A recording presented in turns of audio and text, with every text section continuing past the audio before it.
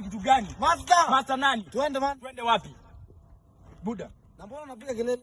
Unaweza nifanyia hivyo? Mimi mwanaume kama wewe unanifanyia hivyo aje? Nakufanyia aje? Wewe nakufanyia aje? Ai. Kumbe wewe nakufanyia aje man? Usiende bana. Tunakosana. Unataka aje man? Ngoja niko na kazi. Buda, mimi ni mwanaume, unaweza hata kama ungekuwa wewe ungefurahia kufanyia hivyo. Nani amesema kwanza si mwanaume? Nani amesema? Sisi wote tuko na ndevu hata kama yangu ni kidogo. Hata kama yangu ni kidogo. Nakuulize. Ulipeleka mama wapi jana? Ai, mimi ni customer. Kwani customer gani?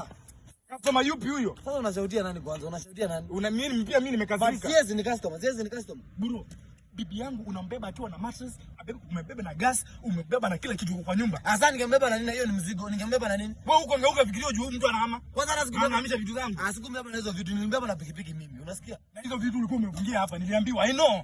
Niko na kulia kila kitu. By the way, bro, mama ulimpeleka wapi? Ulipeleka bibi yangu wapi? Na unajua hata ukienda na yeye niko na watoto 5 na yeye na uwezi enda mahali na yeye. Umemfungia kwa mimi niulize, mimi niko kazi yangu, si ndio? Kazi gani? Hata kama ni bike unaheshimu bibi wa watu. Ukiona ngoja, ukiona unaenda unambeba na amekuja na mattress nini unatoroka bana. Buda.